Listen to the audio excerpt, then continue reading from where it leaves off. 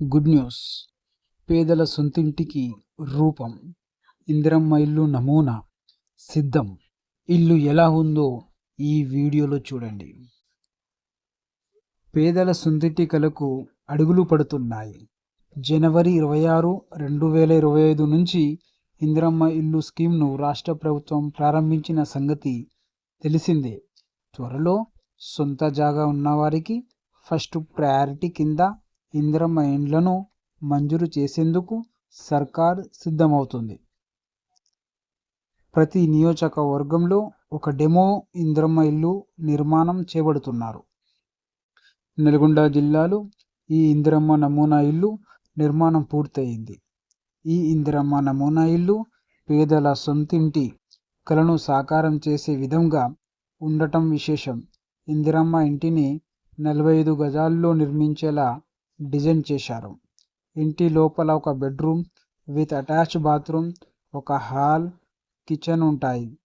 ఇంటి బయట ఒక బాత్రూమ్ ఉండేలా ప్లాన్ చేశారు. ఇంటికి 2 వైపులా 2 దర్వాజాలు, వెంటిలేషన్ ఎక్కువగా రావడానికి హాల్లో 2 కిటికీలు, కిచెన్లో 1, బెడ్రూమ్లో 1 కిటికీని అమర్చారు. కిచెన్లో సింక్ విత్ పైప్ లైన్ ఏర్పాటు చేశారు.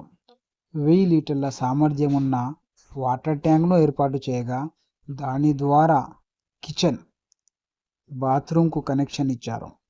ఇదే తరహాలో నియోజకవర్గంలో ఇందిరమ్మ ఇండ్లు కట్టుకోవాల్సి ఉంటుంది. 45 గజాలకు కాకుండా 70 గజాల నుంచి 75 గజాల స్థలం ఉంటే లబ్ధిదారులు కాంపౌండ్ వాల్ నిర్మించుకోవచ్చు. ఇందిరమ్మ ఇండ్ల నిర్మాణం పథకానికి మొత్తం 82 లక్షల దరఖాస్తులు వచ్చాయి. దశల వారీగా రాష్ట్రంలో ఇండ్లు లేదని పేదలకు ఈ పథకం వర్తింప చేయాలని ప్రభుత్వం నిర్ణయించింది.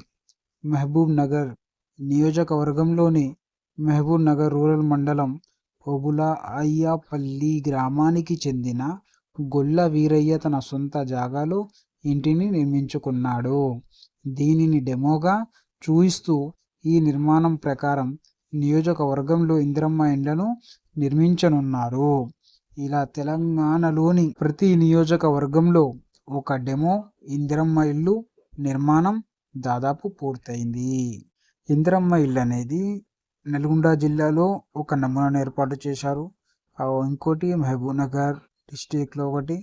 అయితే ప్రతి మండలంలో ఒక నమూనాను డిజైన్గా ఒక ఇల్లును కట్టి ఆ విధంగా కట్టాలని తెలంగాణ గవర్నమెంట్ చెబుతుంది. అయితే ఇల్లు అనేది 70 గజాలలో 70 నుండి 75 గజాల స్థలం ఉంటే లబ్ధిదారులు కాంపౌండ్ వాల్ నిర్మించుకోవచ్చు. దాంట్లో కాంపౌండ్ వాల్ నిర్మించుకొని ఇల్లు కట్టుకోవచ్చు. అయితే మీ దీంట్లో 1000 లీటర్ల వాటర్ ట్యాంక్ కూడా ఒకటి ఉంది. కిచెన్లో సింక్ విత్ పైప్ లైన్ ఏర్పాటు చేసారు. అయితే 1000 లీటర్ అంటే చాలా పెద్దది. 500 లీటర్లది మనకు ఇంట్లో వాడతాం. అయితే 1000 లీటర్ అంటే చాలా పెద్ద వాటర్ ట్యాంకును ఇస్తున్నారు. అదేవిధంగా కిచెన్లో సింక్ విత్ పైప్ లైన్, అంటే పైప్ లైన్తో సహా సింక్, కిచెన్లో అంట్లు తోవడానికి చేయడానికి ఒక నల్ల అన్నమాట. చాలా అద్భుతంగా కిచెన్లో సింక్ ఇస్తున్నారు. బెడ్రూమ్లో ఒక కిటికీని అమరుస్తున్నారు. ఇంకోటేమో హాల్లో ఒకటి, కిచెన్లో ఒకటి. ఈ విధంగా కిటికీలను కూడా అమరుస్తున్నారు. ఎందుకంటే బయటి గాలి లోపలికి రావాలి కాబట్టి కిచెన్లో కూడా ఒక కిటికీని, హాల్లో ఒక కిటికీని, బెడ్రూమ్లో ఒక కిటికీని ఏర్పాటు చేస్తున్నాము. అదేవిధంగా ఇంటికి 2 వైపులా దర్వాజాలు 2 వైపులా పెడుతున్నారు. ఇదే విధంగా వెంటిలేషన్ కోసం కిటికీలు అయితే ఏర్పాటు చేస్తున్నారు. ఈ విధంగా ఒక నమూనా ఇల్లును కట్టి ప్రతి నియోజకవర్గంలో ఒక నమూనాను ఏర్పాటు చేస్తున్నారు. దీని ప్రకారం ప్రతి ఇల్లు కట్టాలని.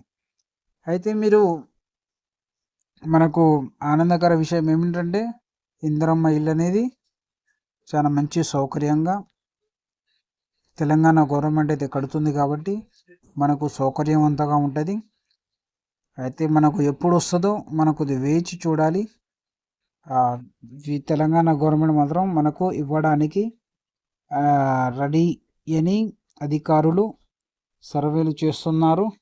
మనకు డబుల్ బెడ్రూమ్లో ఇల్లు ఇవ్వాలా, డబుల్ బెడ్రూమ్లో ఫ్లాట్ ఇవ్వాలా, ఇండిపెండెంట్ హౌస్ ఇవ్వాలా, ఎలా అనేది L2 వాళ్ళకు చెప్తారు. L1 వాళ్ళైతే వాళ్ళకు శాంక్షన్ అవుతున్నాయి పైసలు, వాళ్ళైతే కట్టుకుంటున్నారు.